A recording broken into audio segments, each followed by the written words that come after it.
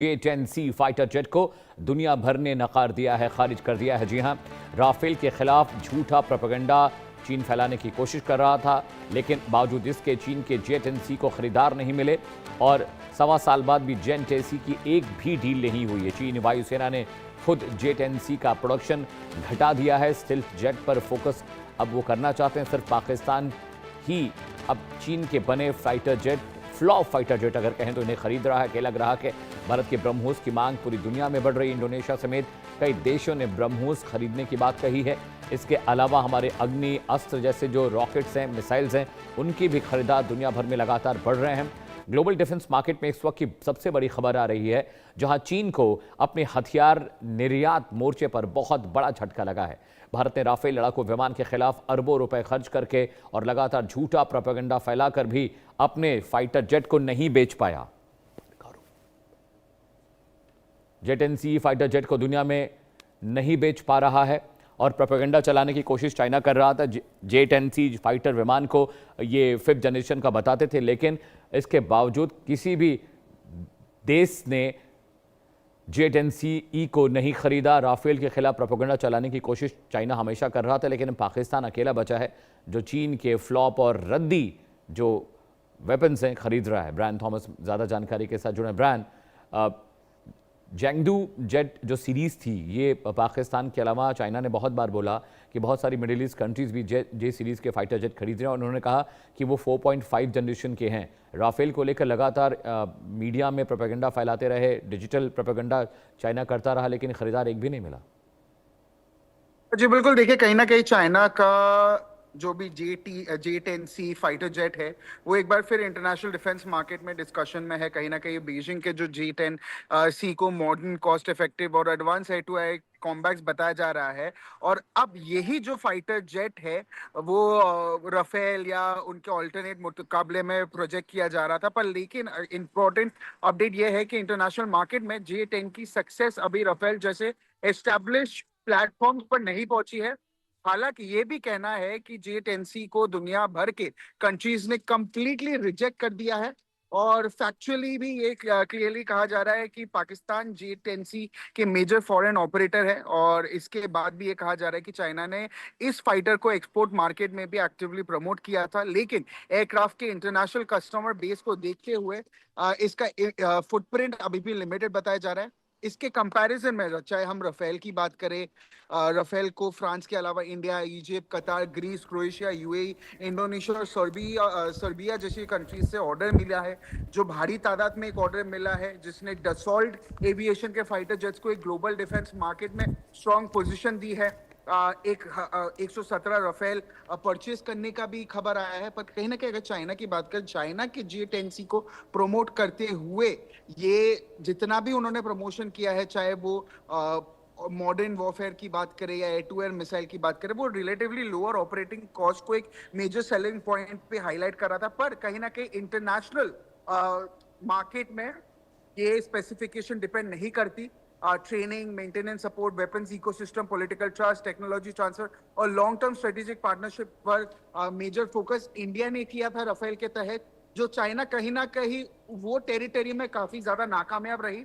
और अब राफेल के कंपैरिजन में चाइना के जो क्लेम्स हैं कि क्योंकि वो अपने आप को जो J-10C है उन्होंने क्लियरली राफेल के कंपैरिजन में अपने आप को रखा था, पर अभी तक J-10C का जो एक्सपोर्ट है वो रिलेटिवली बहुत ही कम है, बहुत ही स्मॉल है, जबकि राफेल ने मल्टीपल रीजन में large scale international order secure किए हैं। जी ब्रायन, एक बात और भी है, राफेल की जो अगर आप वेपन समरी देखें या उनका स्ट्रैटेजिक जो डिटेलिंग है राफेल की, वो वर्ल्ड का टॉप 3 फाइटर जेट्स में से एक कहा जाता है। अमेरिकन फाइटर जेट्स को ले लें, राफेल को ले लें, बाकी ले लें, लेकिन चाइना के साथ दिक्कत ये है कि चाइना जो सामान बनाता है उसके वेपन सिस्टम को लेके या जो उसमें मटेरियल यूज़ होता है, चाइना किसी के साथ वो स्ट्रैटेजिक डायग्राम भी शेयर नहीं करता। यानी आप J-10C पर कभी भी कोई आर्म्स एम्यूनेशन इंस्टॉल नहीं कर सकते। जो भी आपको करना है उसके लिए आपको चाइना की मदद लेनी पड़ेगी। एक ये भी था, और कॉस्ट इफेक्टिव भी नहीं है J-10। शायद सबसे बड़ी वजह यही थी, इसीलिए किसी ने खरीदा नहीं, क्योंकि चाइना की स्ट्रैटेजी, चाइना के काम को लेकर ज़्यादातर लोगों को तो ये लगता है कि चाइना कुछ बेच रहा है तो अपनी जासूसी के इंस्ट्रूमेंट उसमें रखेगा। तो सेफ्टी सिक्योरिटी का भी कंसर्न ज़रूर रहता है। जी बिल्कुल, कहीं ना कहीं अगर मैं राफेल की बात करूं क्योंकि राफेल का एक पोजीशन स्ट्रॉन्गर ग्राउंड पे है इंटरनेशनल डिफेंस मार्केट में, चाहे क्योंकि अगर ऑर्डर्स की बात करें, सेवरल जो सारे देशों की बात करें, चाहे इंडिया, इजिप्ट, कतार, ग्रीस, क्रोएशिया, यूएई, इंडोनेशिया, उसमें जो राफेल का जो मार्केट वैल्यू है बहुत ज्यादा है। और ये एयरक्राफ्ट का सक्सेस सिर्फ कम्बैट कैपेबिलिटीज पर नहीं है, पर उसके अलावा भी जो लॉन्ग टर्म सपोर्ट है, फ्रांस की तरफ से लॉन्ग टर्म सपोर्ट है, या वेपन इंटीग्रेशन है, ट्रेनिंग है, मेंटेनेंस है, स्ट्रेटेजिक डिफेंस पार्टनरशिप है, ये सब भी बहुत ज्यादा इंपॉर्टेंट होता है कहीं ना कहीं पर। अगर J-10C की इंटरनेशनल कस्टमर बेस की बात करें, वो रिलेटिवली और कंपैरेटिवली काफी लिमिटेड है। पाकिस्तान उनका सबसे ज्यादा प्रोमिनेंट फॉरेन ऑपरेटर है। चाइना ने बार बार ये कहा है कि वो अपने कैपेबिलिटीज को हाईलाइट कर रही है, ग्लोबल मार्केट्स पे लेके जा रही है, ऑपरेशनल रिलायबिलिटी की बात कर रही है, पर कहीं ना कहीं जो एक ट्रस्ट है वो इंटरनेशनल मार्केट में गेन नहीं कर पा रहा है। अब राफेल का एक और मेजर एडवांटेज है कि ये ऑलरेडी इंडियन एयरफोर्स में ऑपरेशनल है। इसकी जो कॉम्बिनेशन है, चाहे एडवांस सेंसर्स की बात करें, इलेक्ट्रॉनिक वॉरफेयर कैपेबिलिटीज की बात करें, या लॉन्ग रेंज वेपन और मल्टी रोल परफॉर्मेंस भी है, जो कहीं ना कहीं आईएएफ के लिए एक बहुत ही मेजर और की प्लेटफॉर्म बनाता है कॉम्बैट फ्लीट के लिए। जी राइट।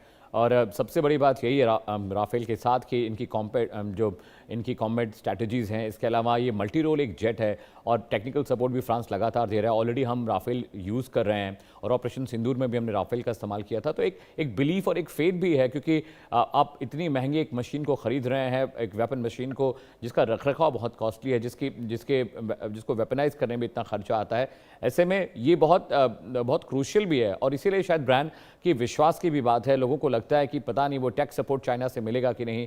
और जिस तरह का राफेल की जो परफॉर्मेंस है, क्योंकि हमने राफेल को परफॉर्म करते देखा है, बहुत सारे डॉक्यूमेंट्रीज हमने देखी हैं कि राफेल एक उन्नत किस्म का 4.5 जनरेशन का एक मल्टी रोल फाइटर जेट है, जो भारत की कंडीशंस के हिसाब से बिल्कुल फिट है।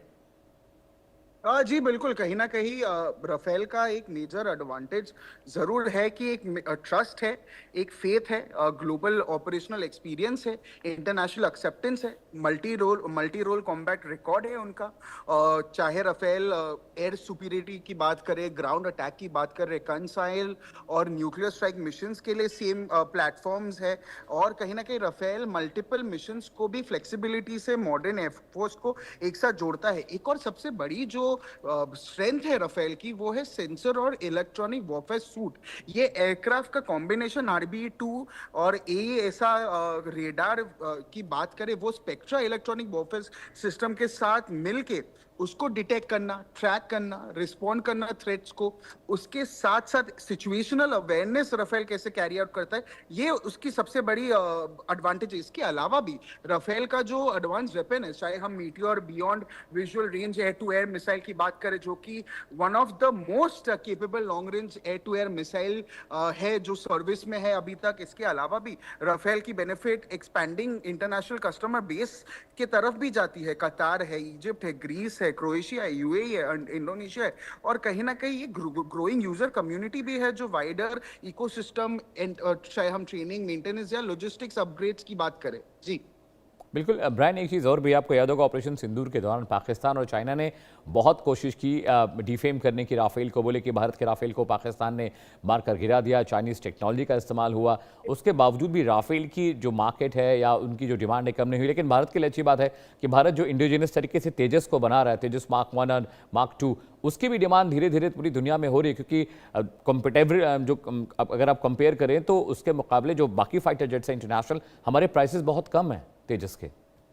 जी बिल्कुल, देखिए राफेल बहुत ही ज्यादा इंपॉर्टेंट और इंटीग्रेटेड इंडिया स्पेसिफिक सिस्टम और वेपन्स को दर्शाता है। चाहे हम एक्सक्यूज मी मीटियोर और स्कैल्प मिशंस की बात करें या मिसाइल्स की बात करें, क्योंकि राफेल के साथ मीटियोर और स्कैल्प मिसाइल्स अटैच है, जिसके वजह से आईएएफ के पास एस्टैब्लिश ऑपरेशनल इकोसिस्टम है, जिससे जो ट्रांसमिलेबिलिटी है या जो मेंटेनेंस है या जो अपग्रेडेबिलिटी है, वो बहुत ज्यादा इनहांस होती है। और इंटरनेशनल यूएस यूजर बेस में भी राफेल का जो रिगार्ड है या राफेल का जो एक्सेप्टेंस है, वो बहुत ज्यादा वाइड है और बहुत ज्यादा एक्सेप्टेड है। जी बहुत शुक्रिया।